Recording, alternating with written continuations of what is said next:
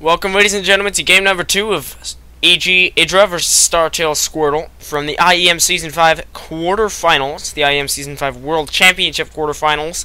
Of course, this is Os77 bringing you this premium cast, and it is going to be on Metalopolis, with EGIdrA spawning at the bottom left and Squirtle at the top right. This series is from a year ago, if you do not already know. And I hope my mic is sounding better in this game. I'm still working on fully configuring it. I've been having trouble getting the proper driver working out. In the previous game, it was too quiet for the actual audio sounds. So, like in the heat of a battle, you'd be hearing the StarCraft 2 sounds, and then I would just be dead silent. So I apologize for that. I'm still working on it, so let me know if the volume's too loud, too quiet, and I will try to configure it properly. I did get the exact same mic as my brother, so I think it's a little bit weird that it's having a completely different driver configuration, even though I had his working on my computer. But anyway, this is a pretty exciting matchup for me, if you guys do not already know, because Squirtle had a very epic run in the IPL4 tournament, and I've become a big fan of his since, following as many of his games as I can. And EGIdrA has been not really a personal favorite of mine, but I like his attitude. I mean, he's so controversial that you love to hate him or you love him. I mean, that's how it works, and you're gonna watch him. I mean, you may hate him, but you're still gonna watch him. You may love him, you're gonna watch him. So I think he's a bright guy in that sense, because he is popular because of just how controversial he really is, and how skilled he is. Though he can, in most cases, back up his word with actual action. But let's see if this is one such case. He is up 1-0 in this series, after having taken the game macro-wise by defeating his opponent's Colossi with Corruptors and Hydra Roachling. Actually, it's Roachling Hydra, but nonetheless. His opponent opted for the quick Stargate and ended up losing because the Void Ray was rendered useless, and now Squirtle are going to try to deny this natural here for EGIdrA by just having his probe patrolling around. Overlord Scout is heading out, and we just have the Gateway Cybernetics Core wall with the choke point here for the Zealot, which in ZVP, this is feasible, I guess, but if you know that EGIdrA is a macro player as he is, that's what you'll do. Yet I prefer the Forge Wall in Bronze and Silver League, because a lot of players are going to go for that fast pool, and if you can hold off with just a couple cannons, you're set to win the game, essentially.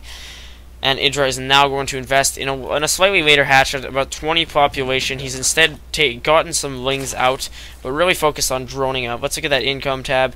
Actually, he's not focused as much on droning up as I thought. He has 15 harvesters to his opponent's 19, so that's a little bit surprising. Nonetheless, he is going to have this drone scout in Squirtle's base, and the Warp Gate tech not getting chrono boosted. Instead, the Stalker, which is going to head over here probably to anticipate any Overlord Scouts or something of the sort. And the Probe Scout, has that actually seen EGIdRA's base? Yes, it has, so he just has his Probe Scout still hanging about. Maybe going to go for a Proxy Pylon or something of the sort. The Overlord here heading around the back of the Natural Mineral line, and this Stalker will probably kill the drone. Yeah, shouldn't have really too much of an issue. I always find it annoying when an opposing player uses their scout excessively. It gets bothersome. And there is the Stargate, ladies and gentlemen, from Squirtle. This is not going to be scouted by EGIdRA at all. He saw none of that. His scout dying right before it went down. So it's going to be key. If he can spot it with the Overlord, he'll opt for the fast Queen / Hydra / Muta Corruptor tech, whatever he's going to go for, because EGIdRA saw that early enough in the last game. Well, actually, the one Void Ray was revealed, and he was able to eliminate it quite quickly just by using some... He went for Hydras, and then after he saw his opponent had Colossi and Corruptors, which doubled as both the counter to the Corruptors and Stargate. So he's going for the 2-gate Stargate build. His Warp Gate tech is on the way, a little bit delayed, but the Stargate now going to finish, so it's going to be interesting what he's going to go for. First, probably the Void Ray, and yes, I am correct. So it is very important for EGIdRA to scout this, or else he's going to be leaving himself very vulnerable. He's opted for just the pool, now spreading out some creep. Only has 1 gas on his natural, and speed is going to finish here. So if EGIdRA can get into Squirtle's base and spot what he is up to, that will potentially change the outcome of this game. Warp Gate tech has finished now, and his Squirtle's second gate finishing exactly on par with when it should be finishing. And now this probe scout has moved in yet again, probably gonna like try to cannon rush EGIdrA or something, right? I watched a video that was on his stream recently and he lost to a cannon rush. I was frustrated. So now there is gonna be the Void Ray out and ready to go.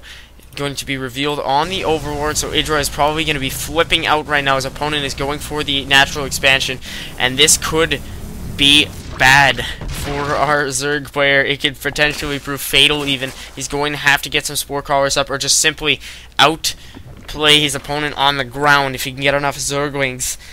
And on a side note, by the way, and on a Heart of the Swarm note, I was using the Heart of the Swarm unit tester, and the Warhound, I believe, or something of the sort, the Terran mech unit that's just like the Goliath, is so fascinating. I loved watching it shoot. It seems like it could be easily countered by mortals, but I was just watching it, and it just, in a way, this is completely irrelevant, but the way it was firing, it just looks so sweet.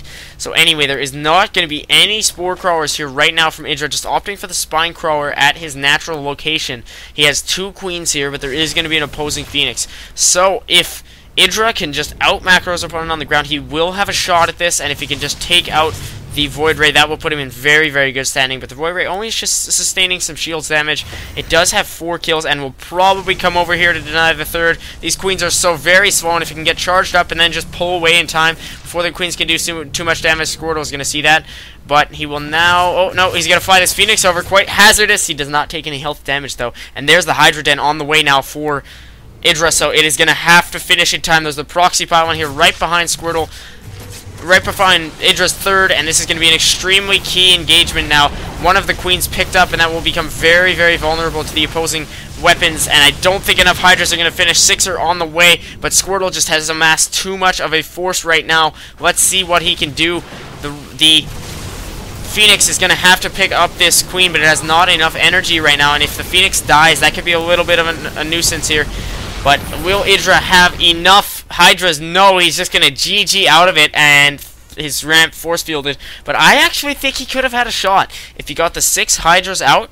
I mean, you can argue with me if you'd like, but I think he could have had a shot. He had 1 finished here, and he had 6 more on the way with 6 Lings. He could have had a chance with this Queen here if he really hunkered down, but I guess because this force field, he lost the game. So that was a good game. Well played by Squirtle to have his Stargate out on time and not revealed too early, with a nice proxy pylon placement here from that. I believe that was from the initial scout probe that is still somehow miraculously alive. Let's look if any of his harvesters are weakened. Should be around here. So no, he must have either died or just fought in this ground battle. You never know. So anyways, thank you very much for tuning in. I will catch you in game number 3. Aus77SC signing off.